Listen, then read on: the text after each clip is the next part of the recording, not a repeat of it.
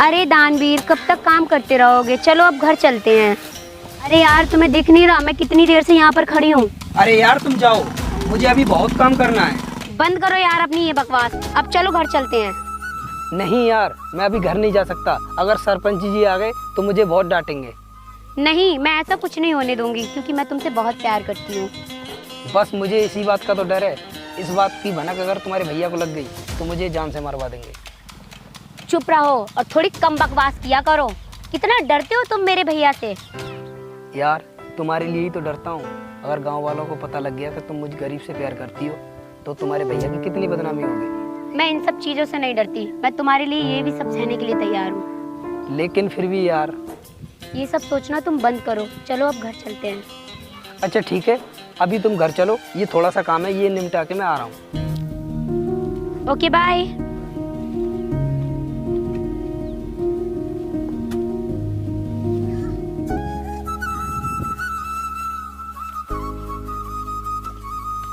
अरे दानवीर भाई, बाजार नहीं चलना है क्या? नहीं भाई, मैं नहीं जा सकता, आज मुझे बहुत सारा काम है। और हाँ भाई, तू तो कह रहा था मेरे पास पैसे नहीं है, तू तो बाजार भी जा रहा है। हाँ भाई, पैसे तो नहीं थे। एक हफ्ते से सरपंच के पास काम कर रहा था, उन्होंने ही दे दिए थोड़े से पैसे। मैंने सोचा चलो बाजार ही कर आता हूँ। अच्छा ठीक है भाई, आप जाओ बाजार। ठीक है भाई।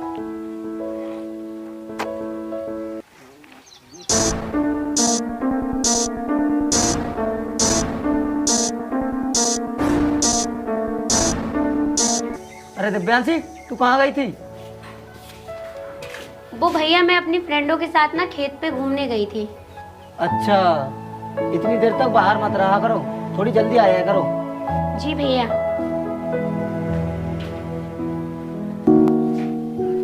कि आपको मेरी बहन पसंद आएगी या नहीं? आपने तो मेरी बहन को पसंद कर ये दोस्ती को रिश्तेदारी में बदल दिया। हाँ बिल्कुल बिल्कुल, आपका भाई हमें बहुत पसंद है। ठीक है, मैं पंडित से शादी का मुहूर्त बहुत जल्दी निकलवा लूँगा। नमस्कार।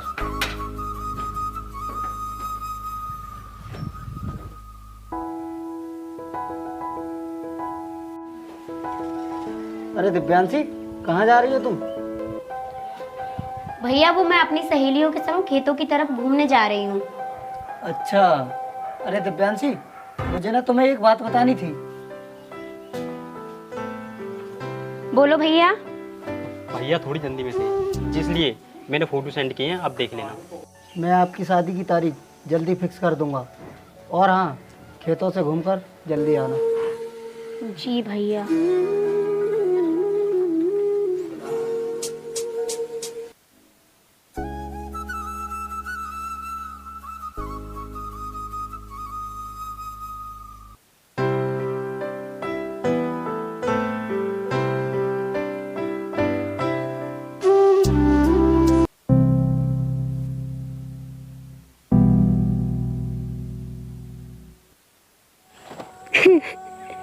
अरे दिव्यांशी, आप रो क्यों रही हो?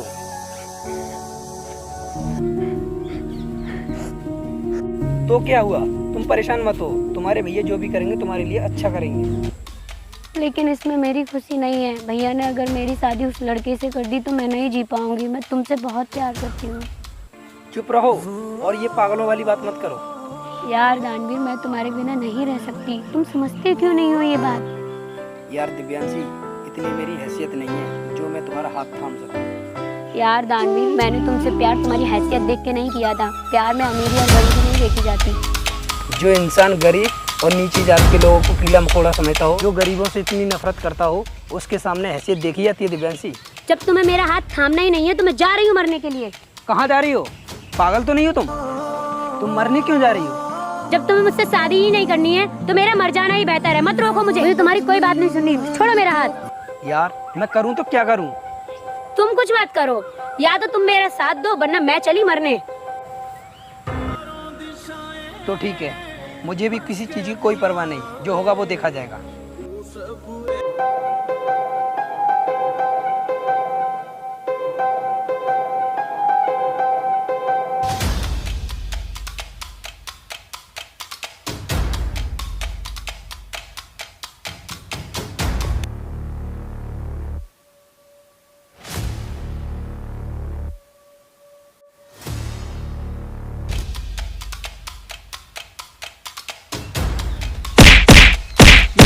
इसीलिए आती है खेतों में। चल तुझे आगे बताता हूँ। नहीं भैया उसे मत मारो, प्लीज मत मारो।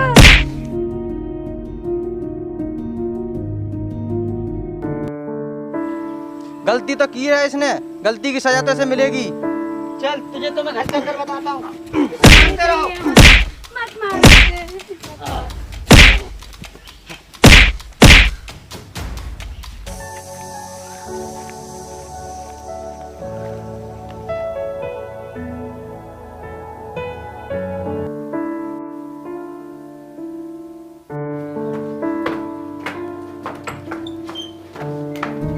आज से तेरा बाहर जाना बिल्कुल बंद और खाना पीना भी बंद।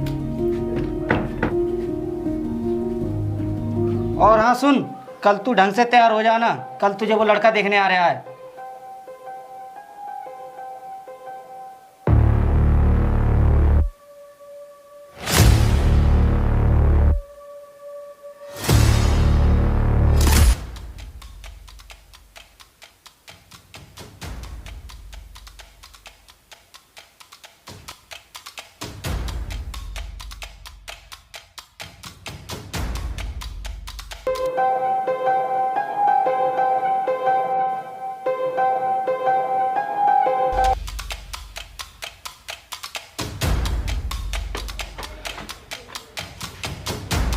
नमस्ते।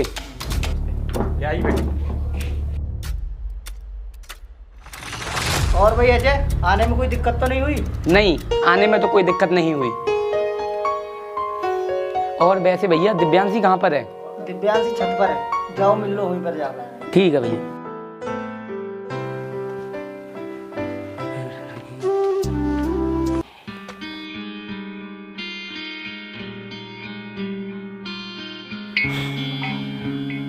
और दिव्यांशी कैसी हो तुम? तुम कौन? मैं तुम्हारा होने वाला पति।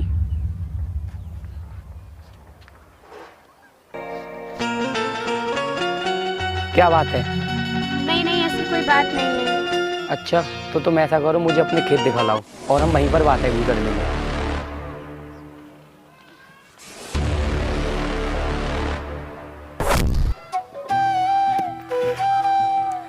अब आप ऐसे ही उदास चलती रहोगी या फिर मुझे कुछ बताओगी भी?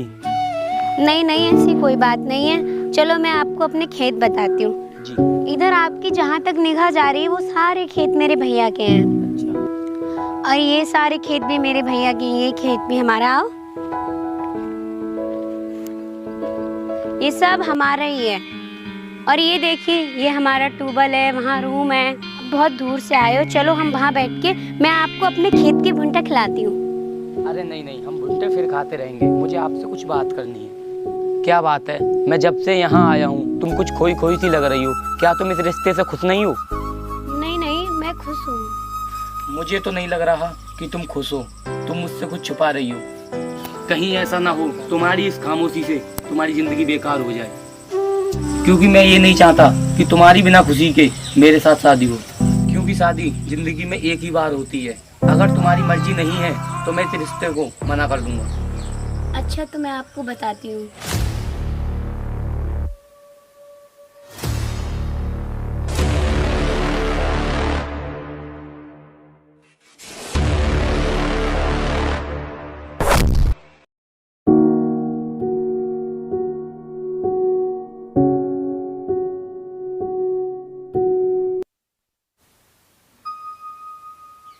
तो तुम्हें मुझे ये बात बतानी थी ना, तुम्हारी बिना इच्छा के अगर शादी होती और मैं हाँ कर देता तो तुम्हारी जिंदगी खराब हो सकती थी। अगर आप मुझे खुश देखना चाहते हो तो आप इस रिश्ते से मना कर दो, क्योंकि मैं आपसे नहीं दानवीर से शादी करना चाहती हूँ।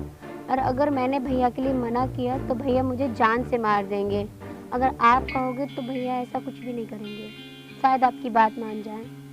अगर तुम्हारी मर्जी नहीं है तो मैं इस रिश्ते को मना कर दूंगा। ठीक है, थैंक यू सो मच। मैं आपका ये एहसान कभी नहीं भूलूंगी। अब घर चले, भैया हमारा इंतजार कर रहे हैं। ठीक है।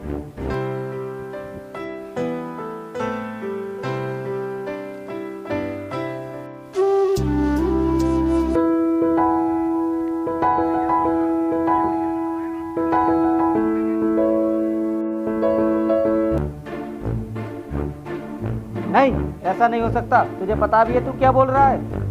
क्यों भैया? ये क्यों नहीं हो सकता? आखिर क्या कमी है उस लड़के में? दिव्यांशी की शादी उस लड़के से क्यों नहीं हो सकती? देखिए, शादी बराबर के लोगों से की जाती है, वो जैसे गरीबों से नहीं। तुम्हारी बहन दानवीर से बहुत प्यार करती है, तो तुम उसका क्या करोगे? ये प्यार प्यार ना गुड़िया गुड्डा की कहानी में अच्छा लगता है। अगर एक बार तुमसे शादी हो जाएगी ना तो उसकी सब गलतफहमी दूर हो जाएगी।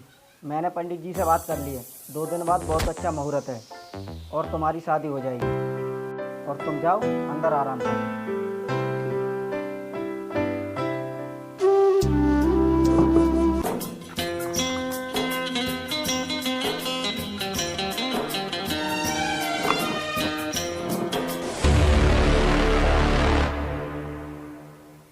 दिव्यांशी,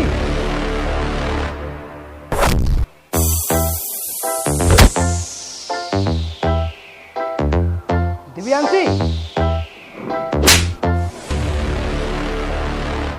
तेरी इतनी हिम्मत कि तू मेरे घर तक आ गया। जिन पर मैंने तेरे केवल हाथ में तोड़वाए थे, आज मैं तुझे जान से ही मार दूंगा। आपकी भलाई इसी बात में है कि मेरी बात मान जाओ, क्योंकि मैं दिव्यांशी से पूरी जिंदगी साथ निभाने का वादा कर चुका हूँ।